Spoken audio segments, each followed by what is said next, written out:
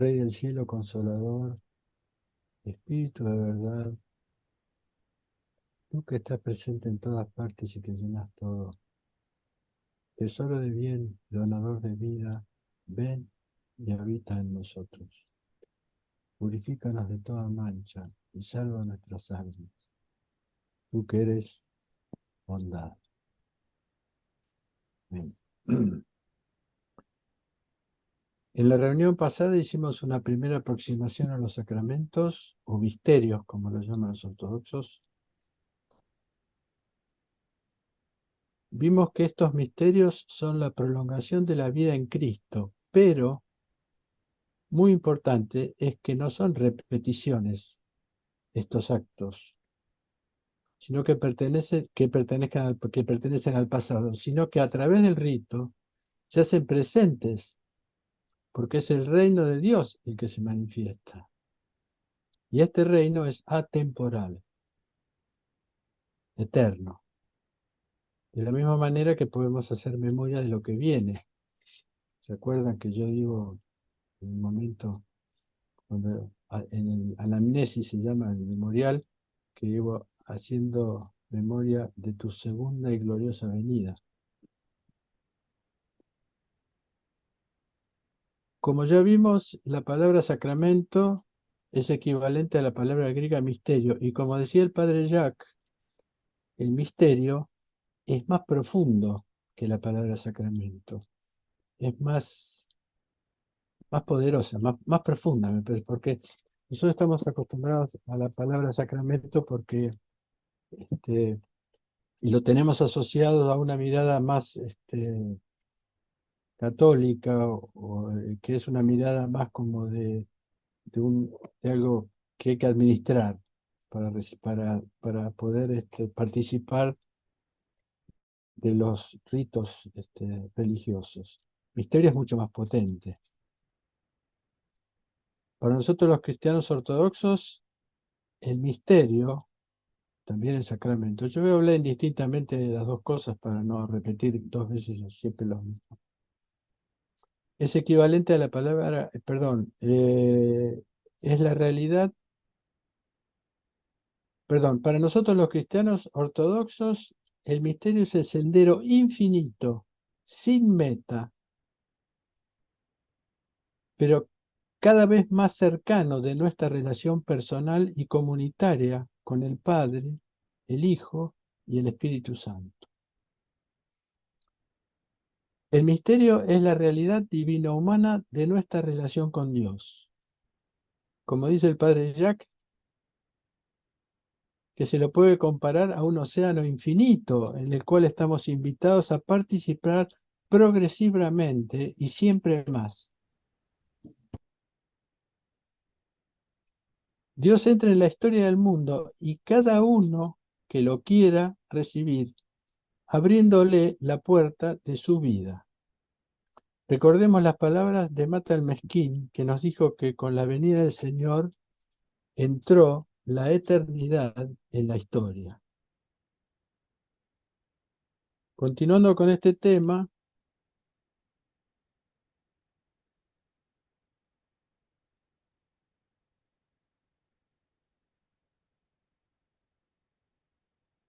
Mata el Mezquín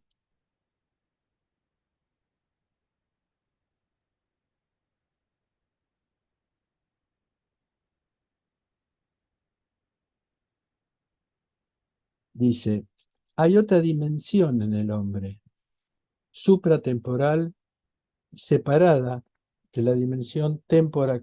Tenía dificultades para mirar, es porque no me había cambiado los anteojos. Discúlpeme, empiezo de vuelta. Hay otra dimensión en el hombre, supratemporal y separada de la dimensión temporal.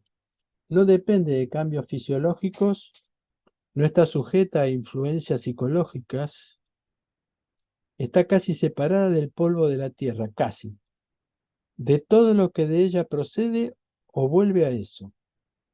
Esta dimensión atemporal no está de acuerdo con el movimiento del tiempo porque no es de este mundo, por eso no tiene unidad de medida. Solo está sujeta a la disposición directa de Dios. Es la ley de la inmortalidad o de la vida eterna. Los seres humanos habitamos entonces en dos dimensiones. La dimensión temporal, que conduce inevitablemente a la muerte, ya lo dijimos el otro día, y la dimensión atemporal o eterna, que nos va orientando paso a paso a la vida eterna.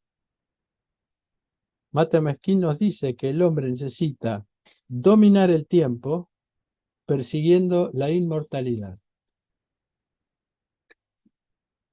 Los primeros padres ven unánimemente en el bautismo la apertura de los ojos de la fe, seguramente inspirados en el Evangelio del ciego de nacimiento, Juan 9, 1:40, a quien el Señor manda a lavarse en la piscina de Siloé luego de ungirlo con barro y su saliva. Justamente es el Evangelio que se canta el miércoles de la iluminación, el cuarto domingo de Cuaresma. Ustedes saben que el tiempo de Cuaresma en un principio servía para la preparación a los candidatos al bautismo, que se hacía la noche pascual. Y justamente el cuarto domingo se lee ese Evangelio, la iluminación. San Ambrosio dice en su tratado sobre el bautismo: fuiste y te lavaste, viniste al altar y comenzaste a ver lo que antes no veías. Es decir, que por la fuente de agua y la palabra del Señor, tus ojos se abrieron. Tú, que parecías tener el corazón enceguecido, empezaste a ver la luz de los sacramentos. Los ojos de la fe que se despiertan en el bautismo no tienen una nueva dimensión, perdón, tienen una nueva dimensión en la mirada que permite ver intuitivamente, con una visión confiada en la palabra del Señor, que hacen decir a Jesús: bienaventurados los que no vieron y tienen fe. En este punto se unen dos expresiones de vida imprescindibles para vivir en el equilibrio de estas dos dimensiones: la obediencia a Dios, nuestro Creador, reconociendo nuestra condición de criaturas, para dejarnos conducir sin tropiezos, con el corazón abierto, habitando en este campo de las dos dimensiones, con la fe incondicional en las manos del artífice, como lo denomina San Ireneo, que nos recomienda: es pues necesario que primero observes tu orden humano, para que enseguida participes de la gloria de Dios, porque tú no hiciste a Dios, sino que Él te hizo. Y si eres obra de Dios, contempla la mano de tu artífice, que hace todas las cosas en el tiempo oportuno, y de igual manera obrará oportunamente en cuanto a ti respecta. Pone en sus manos un corazón blando y moldeable, y conserva la imagen según la cual el artista te plasmó, artista con mayúscula, ¿no? Guarda en ti la humedad, no vaya a ser que si te endureces pierdas las huellas de sus dedos. Conservando tu forma subirás a lo perfecto, pues el arte de Dios esconde el lodo que hay en ti. Su mano plasmó tu ser, te reviste por dentro y por fuera con plata y oro puro, y tanto te adornará que el rey deseará tu belleza. Mas si endureciéndote rechazas su arte y te muestras ingrato a aquel que te hizo un ser humano, al hacerte ingrato a Dios, pierdes al mismo tiempo el arte con que te hizo, la vida que te dio. Hacer es propio de la bondad de Dios. Ser hecho es propio de la naturaleza humana. Y por este motivo, si le entregas lo que es tuyo, es decir, tu fe y obediencia a Él, entonces recibirás de Él su arte, que te convertirá en obra perfecta de Dios. Es un texto maravilloso. Somos una obra de arte de Dios, un poco desmejorada después, pero es lo que dice Ireneo. Nuestros padres en la fe, todos perdón. Tres sacramentos están unidos en la misma celebración. Son la puerta de iniciación a la vida nueva. El bautismo, la crismación y la Eucaristía. Comencemos por el rito del bautismo. La palabra bautismo deriva del verbo baptein, que significa sumergir, lavar. Es la ablución o la inmersión en las aguas que ya las encontramos en el Primer Testamento. Ritualmente tiene una significación de purificación, no solamente corporal.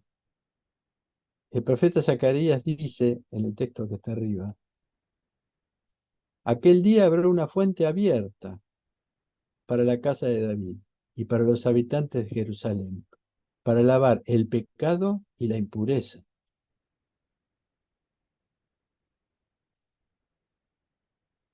El profeta Ezequiel le da un sentido de redención purificadora, de transformación profunda del corazón del hombre a estas aguas, que se realiza en la metanoia, es decir, en el cambio de espíritu, es decir, el cambio de espíritu. Este sentido más profundo y definitivo ya se acerca al significado cristiano del bautismo. Dice, os tomaré entre las naciones, os recogeré de todos los países y os llevaré a vuestro suelo. Os rociaré con agua pura y quedaréis purificados. Bautismo. De todas vuestras manchas y de todos vuestros ídolos os purificaré. Y os daré un corazón nuevo. Infundiré en vosotros un espíritu nuevo. Quitaré de vuestra carne un corazón de piedra y os daré un corazón de carne. Varios acontecimientos del Primer Testamento son vistos ya por los apóstoles y también los padres como tipos, como prefiguraciones del bautismo cristiano. San Pablo ve en el bautismo el paso por las aguas como una renovación de la experiencia del cruce de las aguas del Mar Rojo por los hebreos, momento fundante de un pueblo nuevo, libre, soberanamente existente. El paso del mar es una figura del bautismo y el desierto también es una figura que posterior al bautismo. Entramos en un desierto. No necesariamente es malo entrar en el desierto.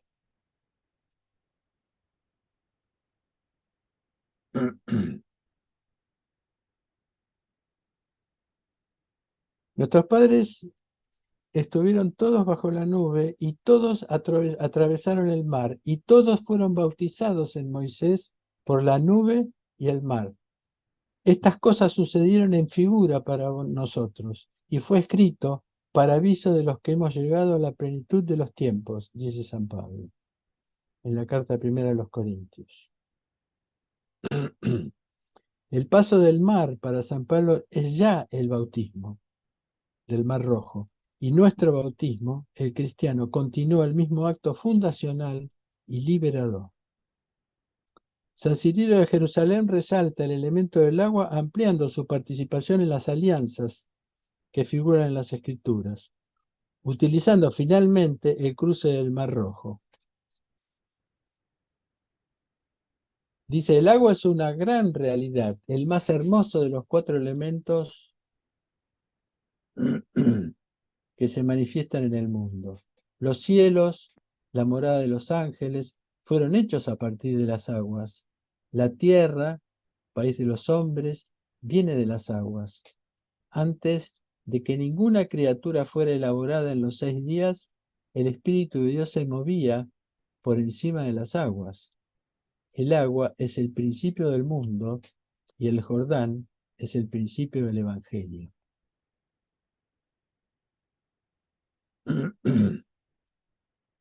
El rito de la inmersión en las aguas no es una novedad del cristianismo.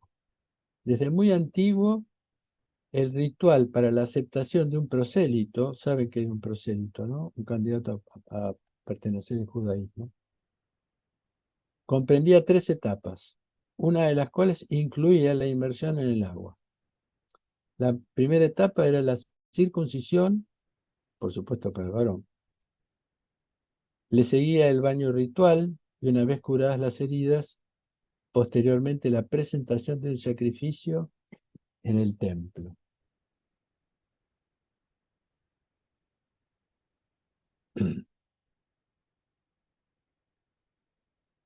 Sin embargo, con la encarnación del Señor, el bautismo se va a enriquecer en su significación. San Juan Bautista asume el sentido purificador y redentor manifestado por los profetas, realizando un bautismo para el arrepentimiento y el perdón mediante la confesión de los pecados. Eso ya lo oímos la vez pasada. Pero este bautismo es el punto de partida, la preparación para un nuevo bautismo que será la inmersión en el fuego y en el Espíritu Santo.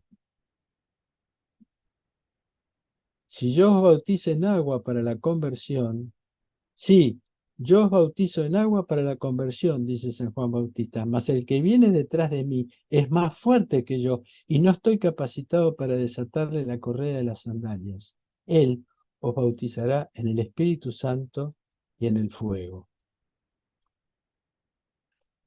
El que estaba autorizado para desatar el correo de la sandalia era el esclavo cuando llegaba el dueño. O sea que él está diciendo, yo ni siquiera puedo ser un esclavo de ese hombre. Y la primera originalidad de este nuevo rito es que Juan no solamente proclama algo, sino que anuncia a alguien y prepara, sin saberlo, uno de los acontecimientos más importantes para la vida del mundo, que es la teofanía, en la que Jesús se hace bautizar. Que ante la sorpresa de Juan el Bautista dice, hagámoslo, conviene que cumplamos toda justicia. Esa justicia es la justicia del reino, no es la justicia del mundo.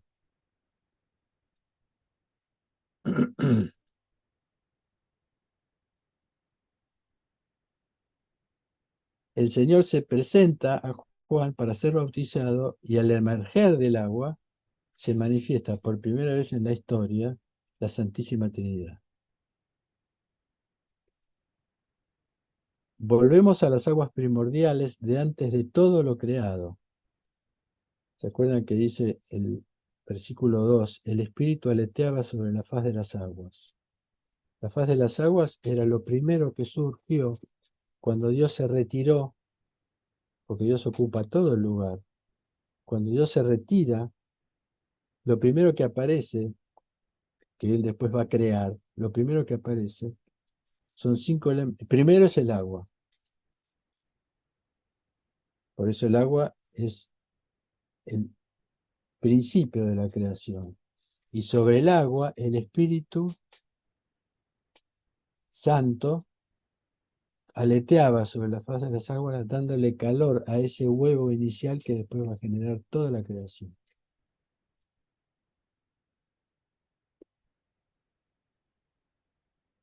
Pero esta vez el Espíritu Santo desciende sobre la faz de Cristo, en forma de paloma también.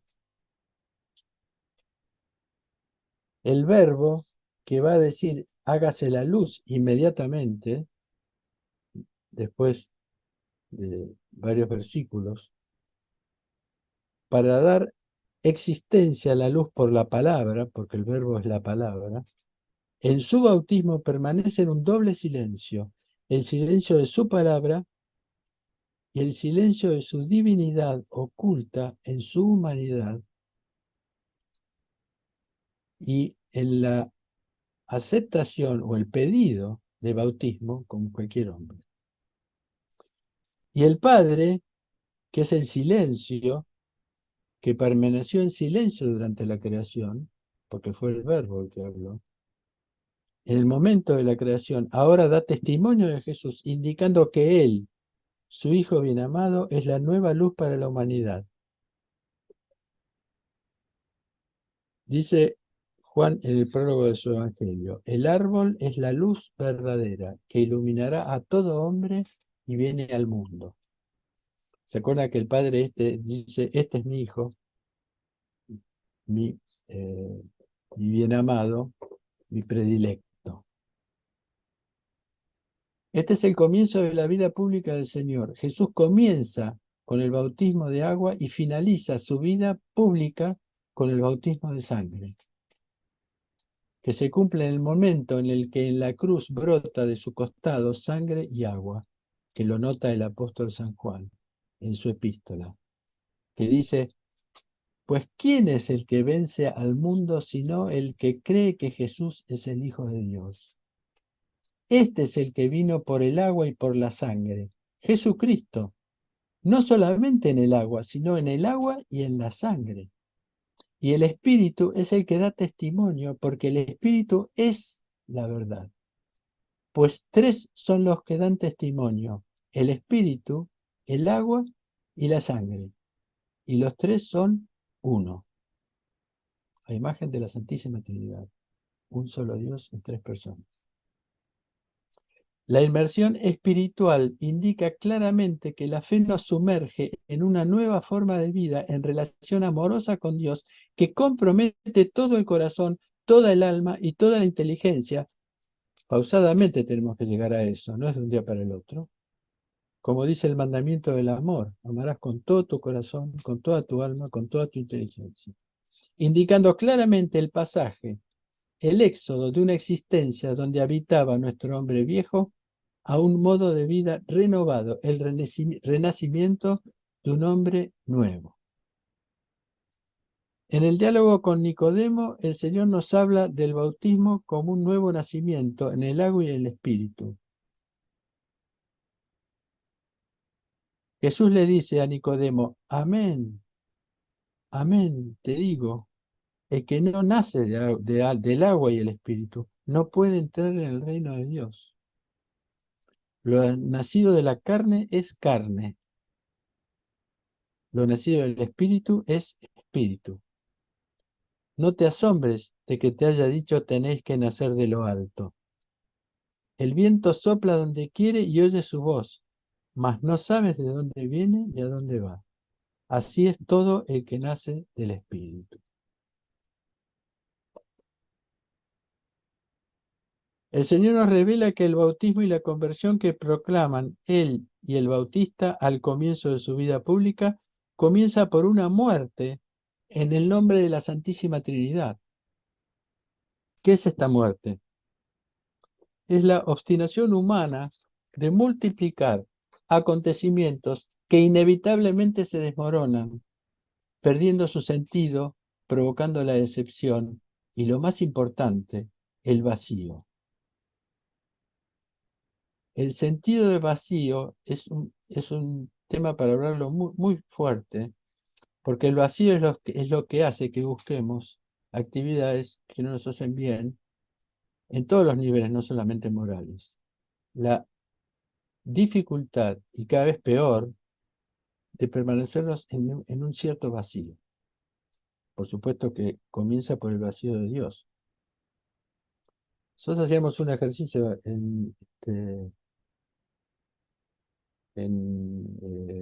cuando yo estaba con Norma, no me acuerdo ahora, en el cual respiramos, deteníamos un poquito la respiración y expirábamos o largábamos el aire. Y yo hacía que la gente que estaba se quede 10 segundos sin el aire. Era casi insoportable. Es casi insoportable porque es una experiencia corporal, física, concreta de vacío.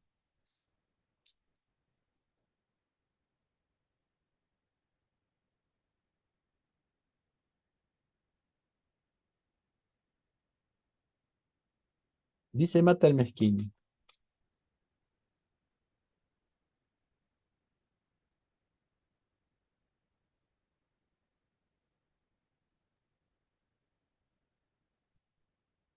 el apego a la tierra y a los objetos terrenales, cuando alcanza el grado de pasión, es decir, de exceso, no dice que esto está mal, sino que el exceso está mal. El apego a la tierra y a los objetos terrenales, cuando alcanza el grado de pasión en el placer o en el cuidado y la preocupación personal de todo tipo, la preocupación excesiva en el comer, en el cuidarse, en el vestirse, etcétera, acelera la conducta de la vida en su dimensión temporal y en consecuencia la somete fatalmente a la ley de marchitarse hacia la nada, que es la ley del tiempo. San Pablo ya lo había dicho hace más de 2000 años. ¿O es que ignoráis que cuantos fuimos bautizados en Cristo Jesús, fuimos bautizados en su muerte? Fuimos pues por él sepultados por el bautismo en la muerte, a fin de que al igual que Cristo fue resucitado de entre los muertos por medio de la gloria del Padre, así también nosotros vivamos una vida nueva. No estoy haciendo una apología de la muerte. Algo tiene que morir para que algo renazca, y algo tiene que nacer. Todo el tiempo vivimos la experiencia de la muerte. Perdemos todas las células menos las células nerviosas cada 2 años, por ejemplo.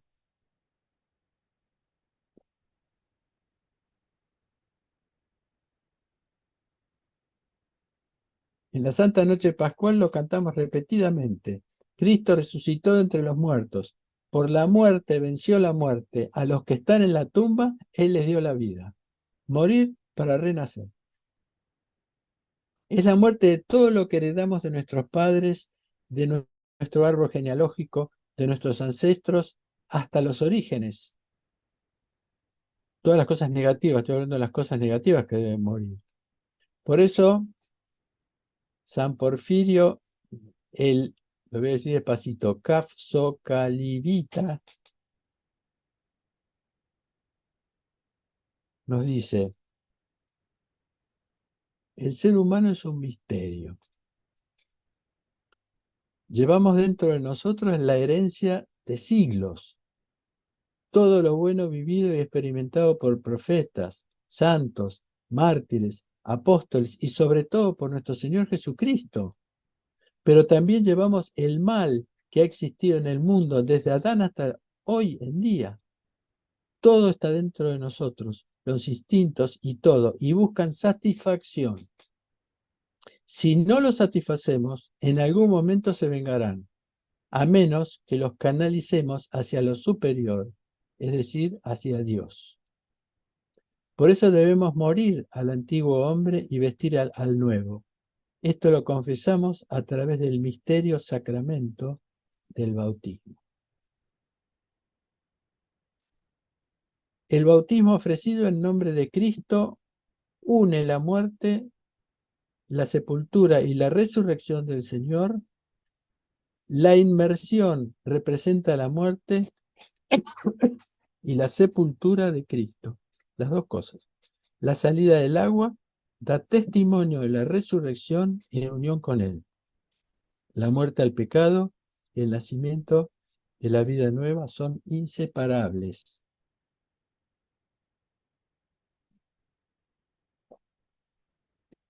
Nuestra, nuestra resurrección va naciendo con la muerte, es decir, con la muerte de lo que debe morir, nuestra resurrección va empezando a tomar cuerpo, en nuestro cuerpo también.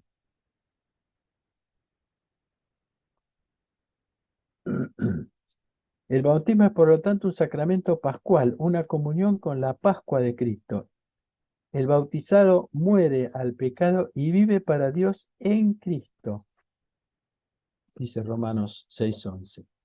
La transformación así realizada es radical, es despojo y muerte del hombre viejo y revestimiento del hombre nuevo, lenta y pausadamente. No es de un día para el otro, ni de un año para el otro, ni de 10 años para el otro. Es constante, haciendo lo posible.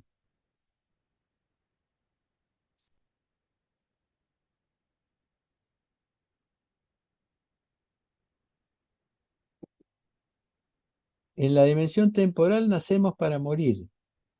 En la dimensión atemporal, Dios nos propone morir a la ignorancia de la vida del hombre sin Dios para renacer a la vida en Dios con el hombre. Por eso San Ireneo nos ofrece un consejo valiosísimo para nuestro orden interior.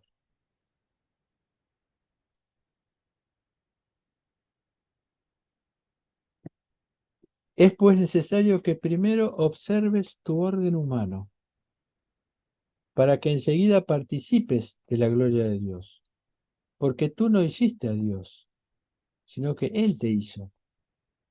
Y si eres obra de Dios, estoy diciendo lo mismo, contempla la mano de tu artífice que hace todas las cosas en el tiempo oportuno. No, este texto lo puse 2 veces, discúlpame. Pero nuevamente, Ireneo nos habla de una construcción. Es decir, Él es nuestro creador, Él es el creador de nuestra vida, nuestra nueva vida, Él es el creador. Su Hijo murió para resucitar como hombre para que nosotros lo sigamos, y esa es la nueva creación. Y las dos manos del Padre, las llama San Ireneo, al Hijo y al Espíritu Santo. Nos construye a partir del bautismo, después vamos a ver el Espíritu Santo también, nos va construyendo ese primer hombre que va a tener un nuevo nacimiento, que es el hombre con posibilidades de resucitar si el hombre así lo quiere.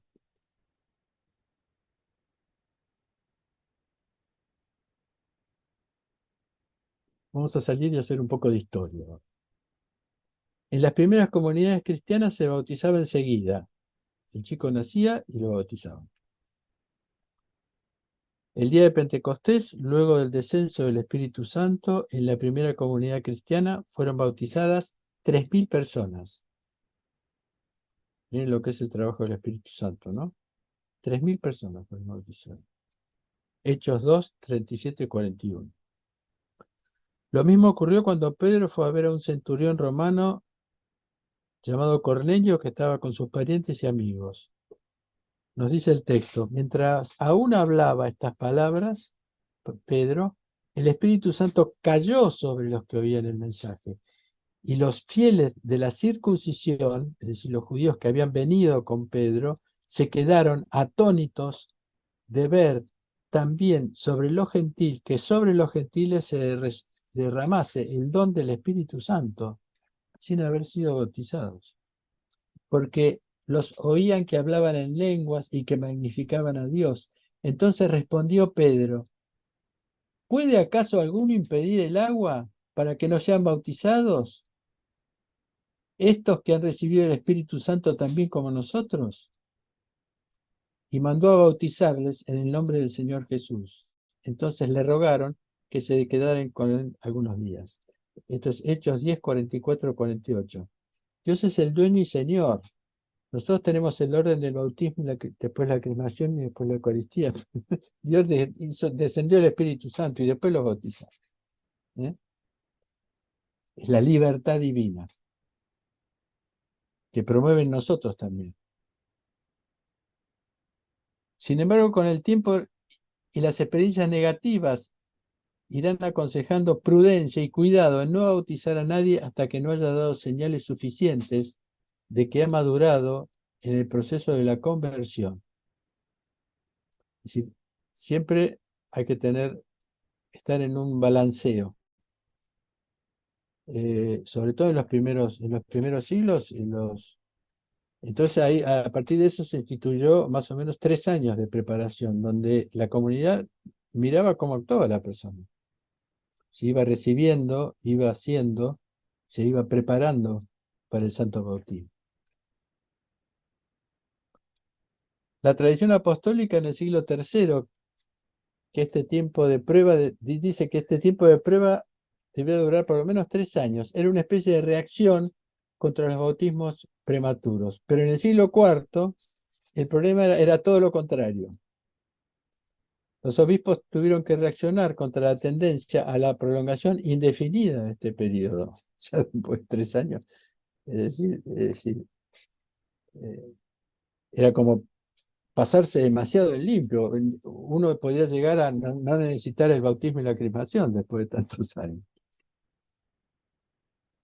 Durante la cuaresma se los instruía con la palabra de Dios y se los ejercitaba en su vida práctica, verificando los frutos con la ayuda de la comunidad. Recibían la transmisión del credo de la fe, la tradición de los 4 evangelios y del Padre Nuestro. Exactamente lo que hacemos nosotros con con los mismos textos. El bautismo se celebraba durante la vigilia pascual, por eso el núcleo más antiguo de la liturgia pascual es el bautismo.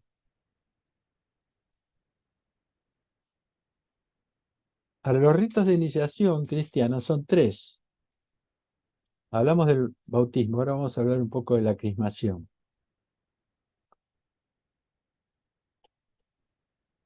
La Iglesia Ortodoxa, no todas, porque algunas hacen el bautismo independientemente de la Eucaristía y le dicen a la gente que vayan a la primera misa que les van a dar la Eucaristía. Pero, digamos, es ley en la Iglesia Ortodoxa dar el mismo día los 3 sacramentos, aunque sea un bebé. El otro día me preguntaba Florencia, cuando yo le conté eso, me decía, ¿pero qué vas a hacer? ¿A un chiquitito le vas a dar el cuerpo y la sangre? Y yo le conté un poco mi experiencia. Mi experiencia, yo generalmente no le doy cuerpo si es muy chiquitito, pues todavía no come, pero con el dedo le mojo los labios con la sangre y no me lo sueltan al dedo los bebés. Así que no es ningún sacrificio para los chicos. Hasta tal punto que una vez un fiel de la iglesia que ahora es adolescente, que era chiquito, yo le daba solamente el cuerpo y vino, ella caminaba y yo le di el cuerpo y me dice, ¿puede ser un poquito de vino? Me dijo. Es decir, o sea que la iniciación cristiana comprendía la recepción de los sacramentos del bautismo, la crismación y la Eucaristía. La crismación sucede al bautismo. La conexión de los 2 sacramentos es muy antigua. Ya lo vimos en la primera comunidad cristiana cuando siempre están unidos el bautismo y el descenso del Espíritu Santo, que posteriormente se realizaba por la imposición de manos y finalmente terminó con el Santo Crisma. Ahora vamos a hablar un poco de eso. Al principio se hacía por imposición de manos, lo hacían los apóstoles y los primeros padres apostólicos. Pero después cuando la iglesia se multiplicó ya no daban abasto los obispos. Entonces se utilizó lo que se llama el Santo Crisma o el Miro, con Y, Miro.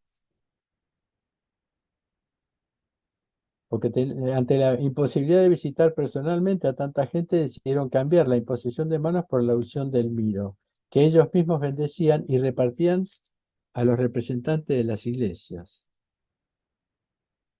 San Pablo dice con respecto a la bendita crismación, es Dios el que nos confirma a nosotros, o crisma es lo mismo, y ustedes en Cristo, y Él nos ha ungido. Él se refería también, nos ha marcado con su sello y ha puesto las primicias del Espíritu en nuestros corazones, dice en la 2 Corintios. Los padres dicen que el bautismo imprime la imagen divina escondida en el pecado, detrás de la unción, restituye el camino de la semejanza.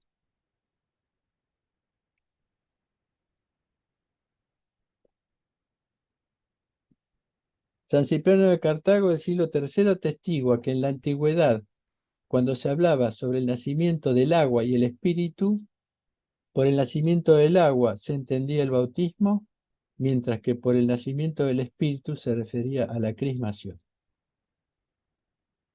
El Santo Crisma fue elegido para el sacramento de la crismación porque en el Antiguo Testamento este se usaba ya para hacer descender sobre las personas dones espirituales especiales para santificar reyes,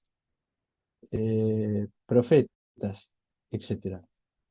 Tertuliano, que es un escritor del siglo III, escribe, al salir de la pila bautismal, nosotros somos ungidos con óleo bendito de acuerdo a una antigua costumbre, como usualmente eran ungidos los sacerdotes con aceite bendito, que salía del cuerno, que se vaciaba y formaba una copa.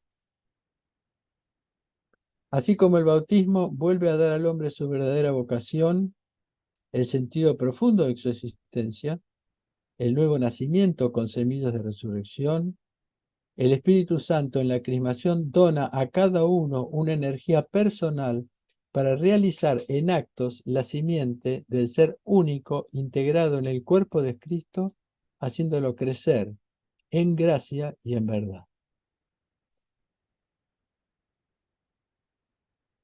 La liturgia eucarística seguía inmediatamente al bautismo y a la unción, porque era impensable separar los tres grandes sacramentos de la iniciación cristiana que implican a su vez una connotación trinitaria. Vamos a ver un poco la Eucaristía. Las iglesias ortodoxas han conservado fielmente hasta hoy la unidad de esta triple iniciación y aún los recién nacidos comulgan en la liturgia que se celebra después del bautismo. San Juan Crisóstomo relaciona este hecho con la continuación del relato del Éxodo. Así como subiendo de la piscina de las aguas, avanzas con prisa hacia la mesa, así ellos, habiendo subido del mar, llegaron a una mesa nueva y maravillosa, es decir, el maná.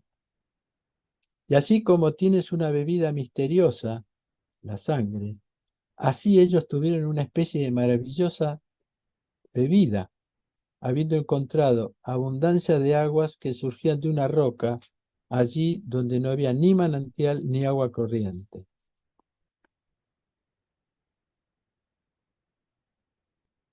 Pero como decía el padre Jacques, para cumplir con esta vocación, el cristiano necesita un alimento vivificante y sustancial, tan frecuente como el alimento corporal, y eso es la Eucaristía. San Cirilo de Jerusalén dice: los misterios divinos os hacen concorporales y consanguíneos con el Cristo. Bajo la figura del pan y del vino te son dados el cuerpo y la sangre del Señor, para que seas con Él un mismo cuerpo y una misma sangre. Así nos hacemos cristóforos, es decir, portadores de Cristo, pues su cuerpo y su sangre se difunden en nuestros miembros. Por eso, según el bienaventurado Pedro, nos hacemos partícipes de la naturaleza divina.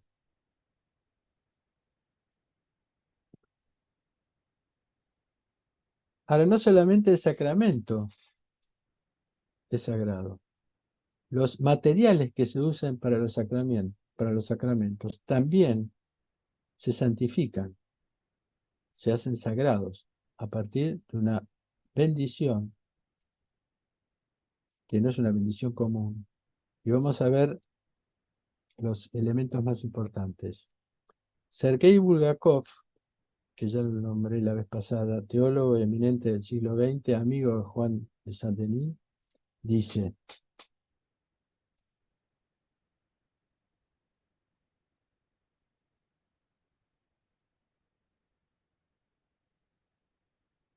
el camino del Espíritu Santo va desde el aletear del Espíritu de Dios por encima de las aguas, que es el principio del mundo, hasta la transfiguración de la criatura en el cielo nuevo y una tierra nueva, fin de los tiempos. He aquí yo hago nueva todas las cosas, dice el libro del Apocalipsis.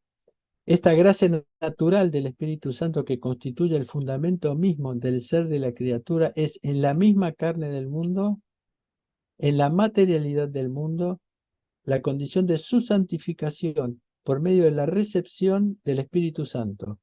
La Iglesia conoce varias santificaciones de la materia que tienen lugar en la mayor parte de los sacramentos.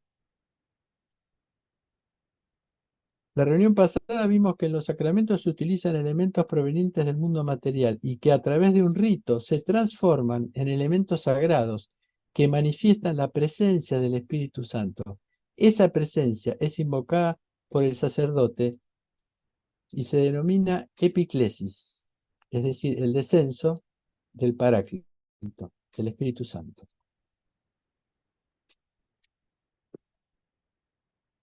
Veamos primero la consagración del agua. Para celebrar el bautismo por inmersión, el sacerdote consagra el agua en la que el catecúmeno será sumergido. Esa consagración en las iglesias orientales se realiza dentro del mismo rito del bautismo. Nosotros hacemos esta bendición de las aguas en la noche pascual, que en la antigüedad era el paso previo para el bautismo de los catecúmenos. Cirilo de Alejandría del siglo IV dice de modo muy expresivo: del mismo modo que el agua se echa en una olla al contacto con el ardor del fuego, recibe de éste la fuerza, y así también el agua bautismal, gracias a la energía del Espíritu, se convierte en una infinita fuerza divina y santifica a los que se sumergen en ella.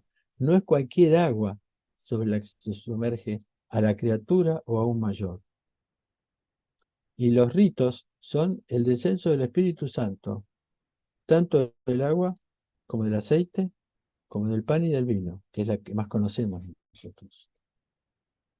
La consagración del aceite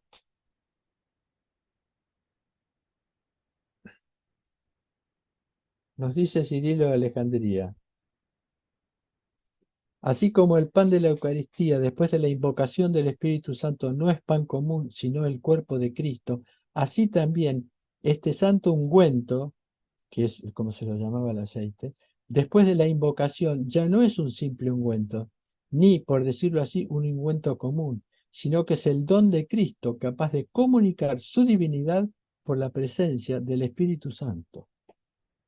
Ahí ven una consagración de lo que se llama el Santo Crisma. Son varios obispos, se reúnen durante varios días, creo que son alrededor de 3 días. La consagración y se hace entre la noche del Jueves Santo. Esta consagración también tiene una epiclesis, es decir, un descenso del Espíritu Santo. Este Santo Crisma es una mezcla que contiene aceite de oliva, vino puro de uvas y 35 esencias y perfumes naturales, entre ellas el bálsamo y el almizcle. Todo eso es lo que se llama el Santo Crisma, que es lo que se impone al candidato para el descenso del Espíritu Santo, que se llama la crismación. Se le pone sobre todos los órganos sensibles, sobre la cabeza, sobre los ojos, sobre la nariz, sobre las orejas, sobre los labios, sobre el pecho, sobre las manos, sobre los pies, diciendo el don del Espíritu Santo. Tal como el Cristo asumió un cuerpo terrenal y es sacerdote para siempre ante el sello del don del Espíritu Santo, dice, en cada órgano que se impone el aceite, el sello del don del Espíritu Santo, el sello del don del Espíritu Santo. Tal como el Cristo asumió un cuerpo terrenal y el sacerdote para siempre ante el Padre, es sacerdote para siempre ante el Padre, el Cristo, también nosotros recibimos nuestra función sacerdotal de la esencia de los perfumes de la tierra, a fin de que, habiendo recibido esta unción real, seamos dignos de participar con el Señor en su obra redentora de la creación entera, dice Atanasio. En el momento de la crismación recibimos nuestro ser sacerdotal. Somos todos sacerdotes. A pesar de que el sacerdote recibe una epiclesis más importante en la ordenación del sacerdote, pero todos somos sacerdotes, al punto de que si no hay sacerdote y hay una urgencia, puede bautizar cualquier fiel. La Eucaristía, que es lo que más conocemos, pero yo les voy a dar algunos datos más de lo que significa la santificación de la Eucaristía. El pan y el vino que será consagrado a partir de lo que se denomina el canon eucarístico que es cuando yo comienzo a decir que la gracia de nuestro Señor Jesucristo, el amor de Dios Padre y la comunión del Espíritu Santo sean siempre con vosotros. Ahí comienza el canon eucarístico. Hasta la epiclesis, que es el momento en que el sacerdote dice, para que este pan y este vino se convierta verdaderamente en el cuerpo, amén, y en la sangre, amén, de nuestro Señor Jesucristo, etcétera. O sea, hasta la epiclesis, es bendecido por el diácono antes de la liturgia en el lugar de la prótesis. O sea, todo comienza en el lugar de la prótesis, que es a la izquierda de la iglesia, que es donde van los elementos más sagrados, esa puertita que se llama la prótesis. Ahí el diácono hace la primera bendición del pan y del vino. Posteriormente, en el momento de la procesión con los dones, que es lo que se llama gran entrada, cuando el coro canta que toda carne guarde silencio, entonces hay una procesión del diácono junto con los acólitos, incensarios, si hay. Hace un camino solemne desde esa prótesis hasta el altar, entregando el pan y el vino al presbítero. Este lo recibe diciendo: el noble José de Arimatea descendió del madero, tu cuerpo purísimo. Lo envolvió en un lienzo inmaculado y lo puso cubierto de perfumes en un sepulcro nuevo. Ya estamos en el altar, en el tiempo eterno, porque todavía no son cuerpo y sangre. Una vez depositados los dones en el altar, dice inclinándose: te rogamos, Señor, con espíritu humillado y corazón contrito, se levanta y bendice los dones diciendo que desciende el ángel de bendición sobre estas ofrendas preparadas para la gloria de tu nombre. Y finalmente, ya en el canon eucarístico, luego de las palabras de la institución, tomad y comed, esto es mi cuerpo, que dice el Cristo, es inmenso decir eso sabiendo que lo dijo el Cristo también. Yo estoy repitiendo las mismas palabras, y tan es fuerte para mí que yo lo leo sabiéndolo de memoria, porque no lo quiero hacer mío esas palabras. Entonces lo leo, eso me parece una tontera lo que digo, pero yo lo leo para transmitir que es el Cristo el que lo está diciendo, no yo. En el momento que se llama anamnesis, que es la memoria, el diácono toma los dones que están depositados en el altar y los hace ascender hasta los ángeles, para que sean recibidos y depositados en el altar de los cielos, mientras que el sacerdote dice en voz alta: nosotros que somos tuyos, te ofrecemos lo que es tuyo, es una ofrenda, nosotros le ofrendamos eso a Dios. Y cuando el diácono hace descender los dones nuevamente en el altar, mientras el coro canta, el sacerdote ruega a Dios el ascenso de nuestra plegaria para que, lo digo textualmente, que descienda sobre nosotros, sobre este pan y esta copa, la plenitud de tu divinidad, como ella descendía en otro tiempo sobre las ofrendas de nuestros padres. Ya estamos en el momento eterno, donde se unen todas los descensos del Espíritu Santo con las palabras de los padres, con los coros que cantan, etc. Con los ángeles que nos acompañan. Y al final del canto del coro, el sacerdote continúa en voz alta las palabras de la consagración. Es decir, que el recorrido sagrado del pan y del vino hasta su consagración en el cuerpo y la sangre del Señor se va cumpliendo en estas tres procesiones que van desde la próstesis hasta el altar, desde el altar de la iglesia hasta el altar de los cielos, luego descienden nuevamente para ser consagrados y luego de las tres bendiciones que acompañan su recorrido se consuma la consagración.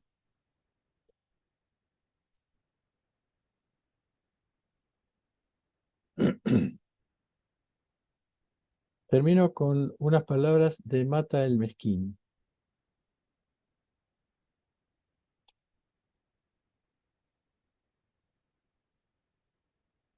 El libro del Apocalipsis sigue siendo el testimonio eterno de la alta espiritualidad de todas las acciones litúrgicas y establece un sello de eternidad en las oraciones, alabanzas, incienso y sacrificio.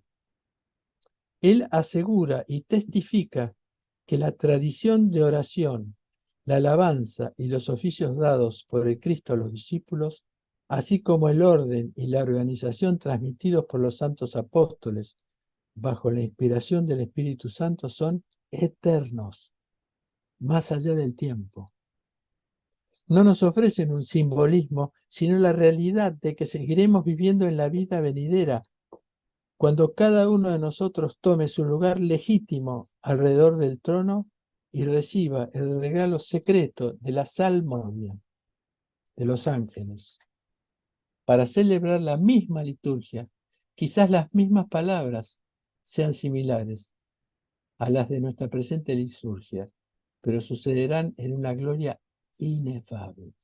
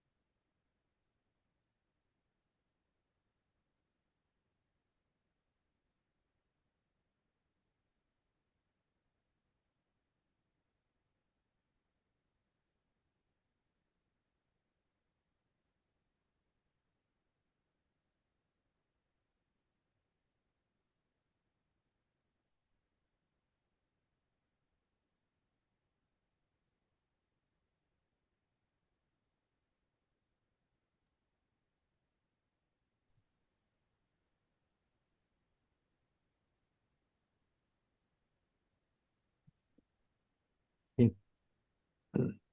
Gracias por el silencio. ¿Puedo hacer una pregunta? Sí. En todos los sacramentos que nombraste, bueno, en todos, hay un vehículo material, agua, aceite, pan, eh, que de alguna manera recibe la gracia por el Espíritu Santo, que desciende y transforma esa materialidad en algo más. Pero en la Eucaristía hay o sea, lo que nosotros ingerimos es el cuerpo y la sangre de Cristo. Es como que el Hijo es el sacramento donde el Hijo está como aparentemente muchísimo más presente que en un bautismo, en una confirmación, eh, sin embargo, los sacramentos son acción de la Trinidad. Es como que hay una imagen frente a nosotros que hay sacramentos donde pareciera más presente el Espíritu Santo y, y ese en particular, la Eucaristía, pareciera que el centro es la presencia del Hijo.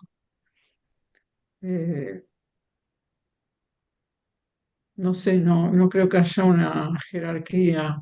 Eh, lo que creo es es así, todos los sacramentos son obra de la Defini- Trinidad, por así decirlo, sí, más allá de que sea el Espíritu. ¿Y cómo se manifiesta la Trinidad en los otros, donde no es tan evidente? en la santificación de los dones está el Espíritu Santo.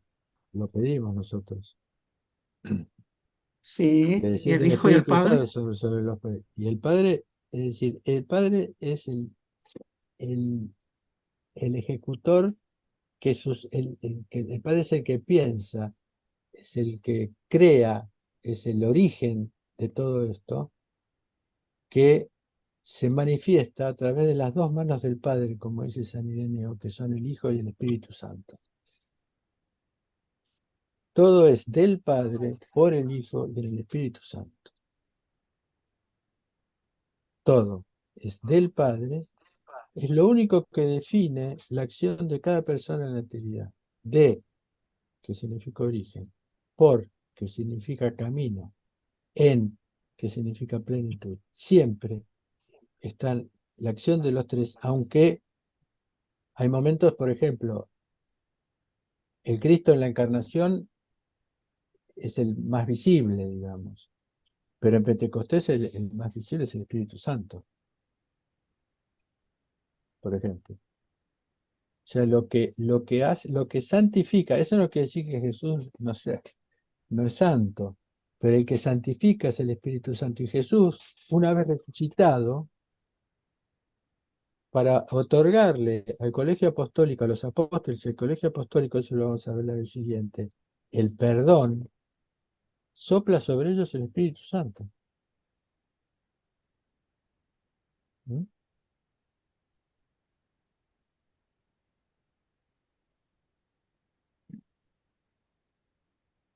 Gracias.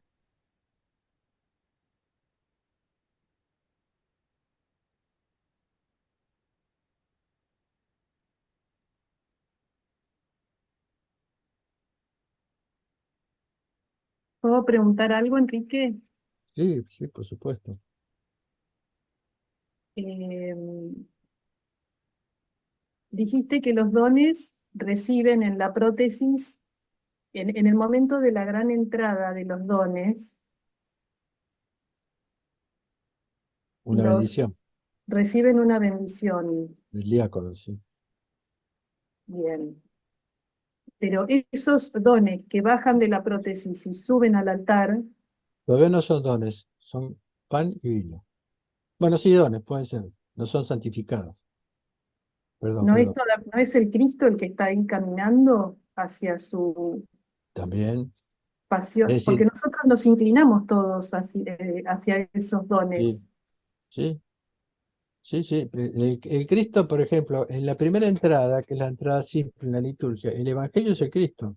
El que lleva el diácono en alto es el Cristo.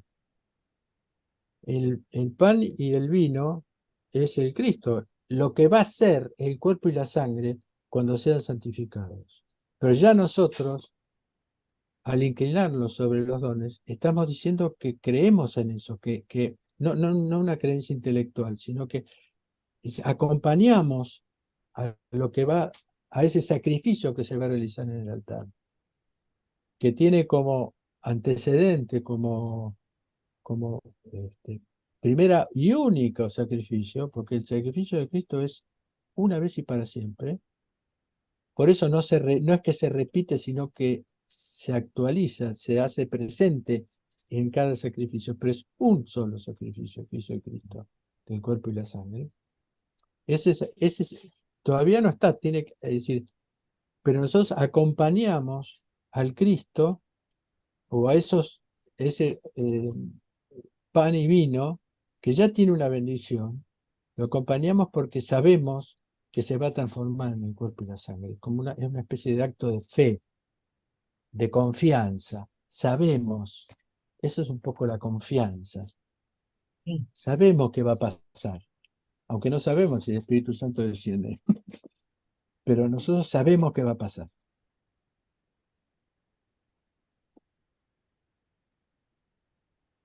No sé si te responde la pregunta. Clara. Yo creo que sobre todo en la Iglesia Oriental, a partir de Nicolás Cabasila sobre todo, Mm. eh, se asimila el rito de la gran entrada de los dones con la entrada de Jesús a Jerusalén en el momento de los ramos. Sí.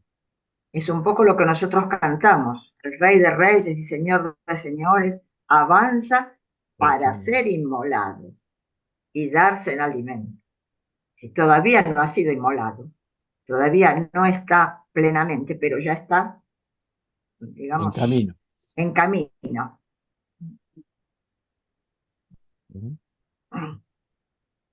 Es el valor simbólico de cada uno de los gestos. Eso Exactamente. no quiere decir que Exactamente. sea exactamente así. Sí, tal cual.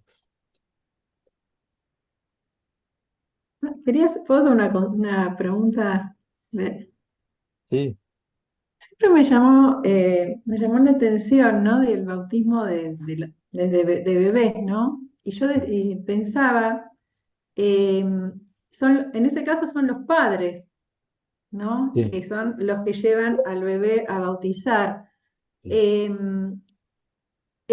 Se me llamó la atención que no haya una edad como de una conciencia, ¿no? Que la persona elige ser bautizada y hace toda esta preparación, ¿no?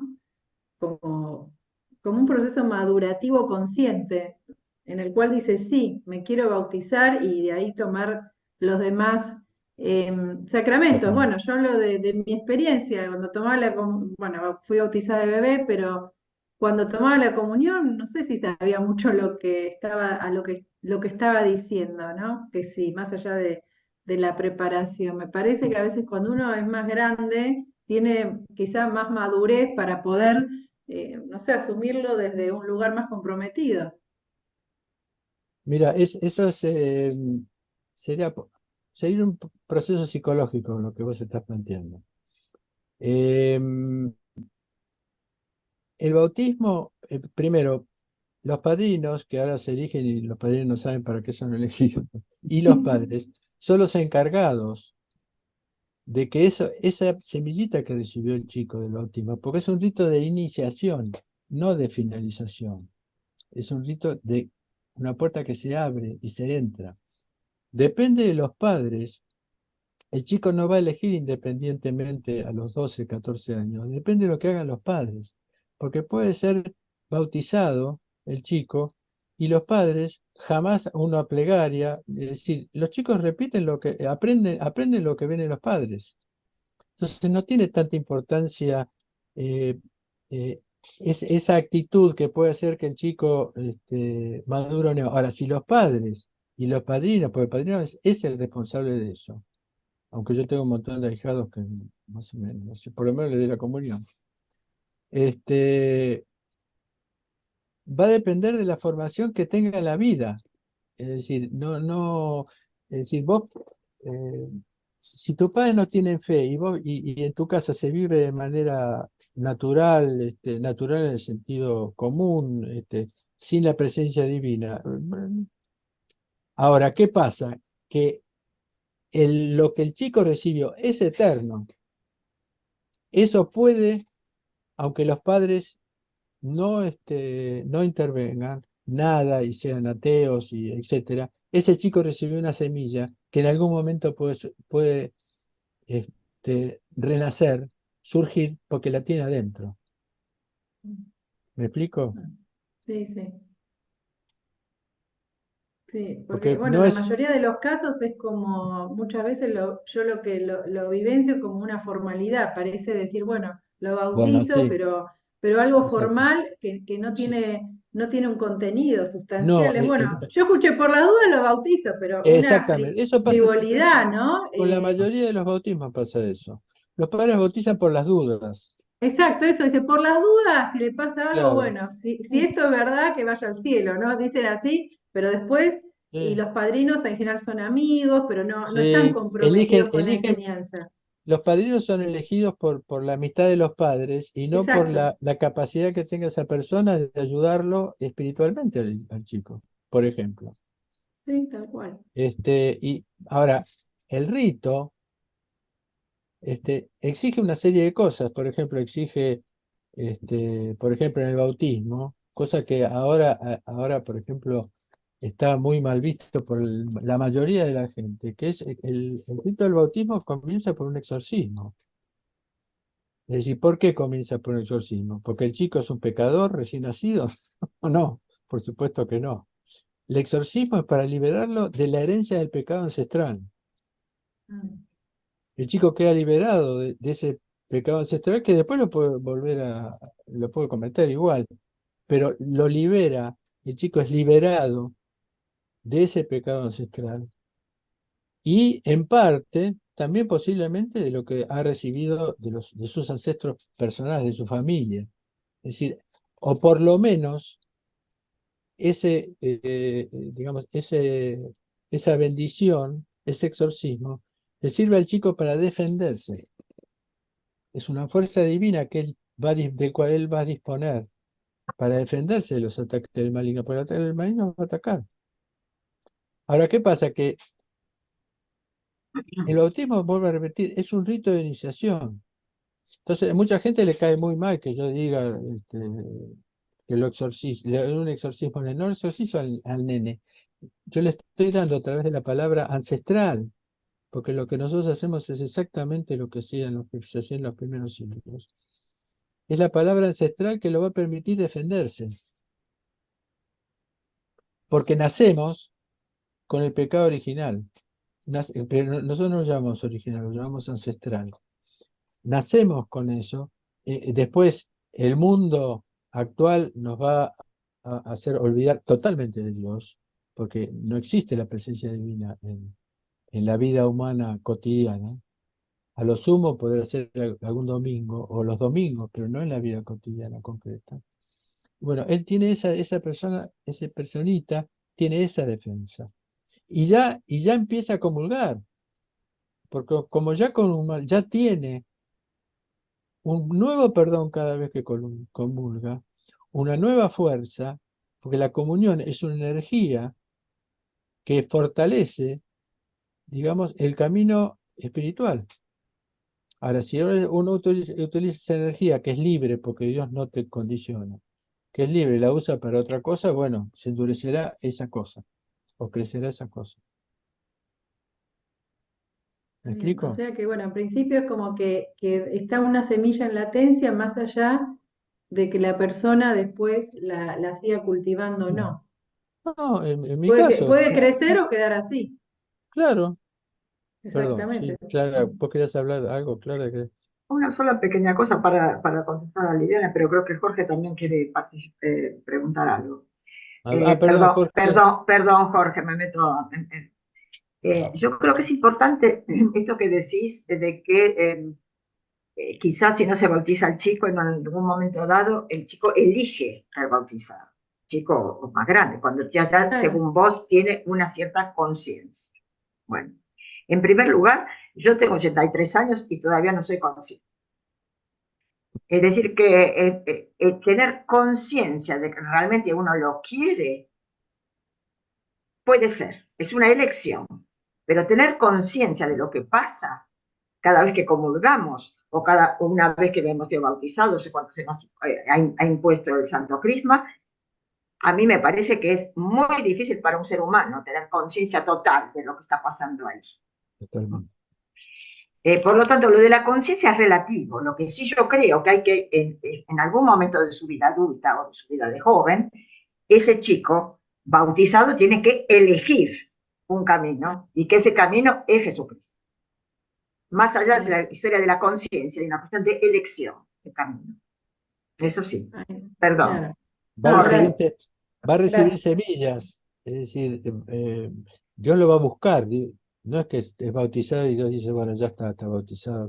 No, va a recibir semillas. Hay que ver, es decir, cómo él que está preparando su vida para oír esas semillas y esos llamados que recibe. Gracias. Sí, Jorge, perdóname. Yo tengo una pregunta material.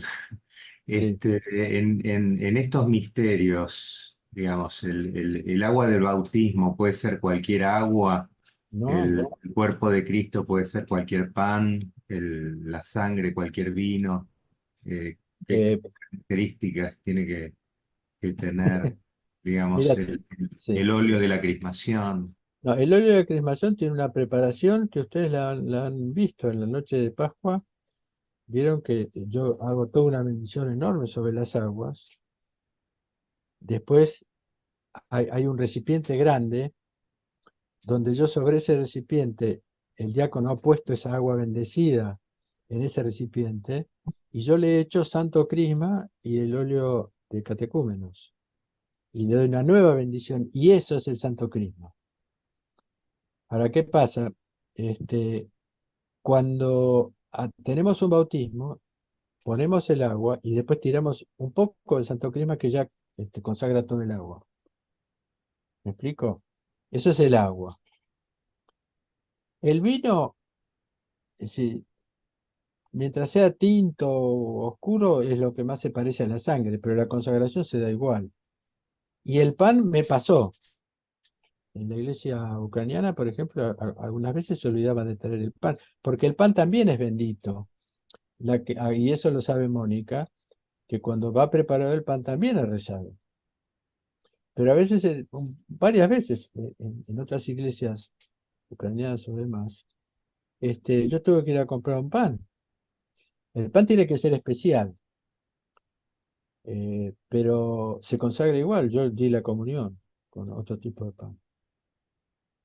Pero digamos, son soluciones que tienen que ver con algo inesperado, pero todo está preparado.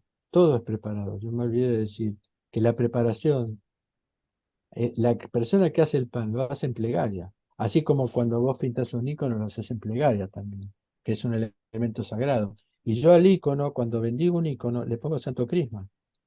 No sé si ustedes lo ven eso. Yo le pongo una gotita que le pongo arriba para no mancharlo el icono, que ya me pasó, yo tengo un icono de la Virgen hermosísimo y le puse un poco de más y todo el chorro quedó en la cara de la Virgen, quedó la marca del chorro de Santo Crisma. No lo puedo. Una gotita además que puse sin darme cuenta, y, quedó, no importa, es Santo Crisma, ¿no? Pero, ¿te responde la pregunta? Bueno, De todos modos, yo quería agregar algo quizás sobre esto. Me parece que, aparte de que la piedad de los fieles hace que se preparen los elementos para los sacramentos, como acaba de explicar Enrique, yo creo que el gran simbolismo es que Dios penetra en la materia, cualquiera que sea. claro, Los sacramentos por algo tienen todos materia, alguna tienen, aunque sea la imposición de manos. Es decir, que es la presencia de Dios en su creación, es la presencia de Dios actuando y salvando a partir de lo más, digamos, lo más corpóreo, lo más denso, que es la materia. Ahora después están los grados de que si recé, que si no recé, que si lo puse en el horno, que si le puse no está, que está bien, pero es secundario. Lo más importante es que Dios entra en cualquier materia. Y esa materia se convierte en transfiguradora, en santificadora. Esa dimensión no la podemos olvidar. Y con sí, respecto a lo que me parece la pregunta de Jorge, eh, o tomando el ejemplo de los iconos, o sea, los pigmentos, todo lo que se usa, el huevo, los pigmentos, todo, no son especiales, es materia. Con los mismos pigmentos se pinta un mural cualquiera que no sea un icono sagrado, son los sí, mismos óxidos metálicos. ujú, Es el proceso y el descenso del espíritu el que va haciendo del icono algo más sí, que un cuadro, sí, por así decirlo. El agua del bautismo es agua común, no hay aguas especiales para bautizar. sí. No es agua destilada, no es agua hidrogenada, no es agua No, claro, claro. sobre la cual se ha hecho un proceso de santificación, pero la materia en sí es agua. Vos no No tenés que sé si. hervir el agua para el No, bautismo, no, para no. sacarle. No, es agua a la cual hay que hacerle cosas. No tenés que preparar Sí. los pigmentos de una manera especial, son Ahora, pigmentos. Los como, molés, como, como lo vimos la vez pasada, es muy importante la participación de los que hacen eso, porque lo hacen en nombre del pueblo. El pueblo participa de ese cuerpo y la sangre. Pero además, en el momento de que está participando, a través de los elementos materiales o lo que sea, está haciendo crecer esa materia, que es el trabajo del hombre que debió haber hecho en el paraíso, hacer crecer a todo, al resto de la creación, al mundo material, al mundo, perdón, al mundo material, a la roca, es decir, a la piedra, al vegetal, al animal, todo era el trabajo del hombre hacer eso, hacer crecer la materia. La materia crece, ese pan se transforma en cuerpo. ¿Me explico? Ese es el sentido inicial de lo que era el trabajo en la antigüedad. Es decir, digamos, en el paraíso. El hombre, es decir, el hombre agarra una madera y hace una cruz, hizo crecer ese elemento. Y ese es el trabajo del hombre. Iniciático, inicial, digamos. Tiene toda esa participación, digamos. ¿Mm? Bueno, los voy a dejar ir a comer.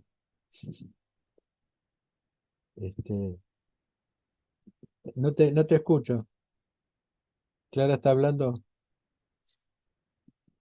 Estás muteada, Clara. Seguís muteada. Entró una publicidad en mi máquina y de repente me quedé sin... Pero seguía oyendo. Gracias, perdón. Está bien. Bueno, muchas gracias por la audición y la atención. Que el Señor nos bendiga en el nombre del Padre, del Hijo y del Espíritu Santo. Amén. Amén. El domingo a las 3 de la tarde, Monseñor Marzán se va a encontrar con nosotros, los que quieran, y los que no están inscritos, les ruego que se inscriban para que les pueda mandar el link. Y el jueves que viene nos volvemos a encontrar con Enrique. Gracias. Muchas gracias. Chao, buenas noches. Chao. Buenas noches.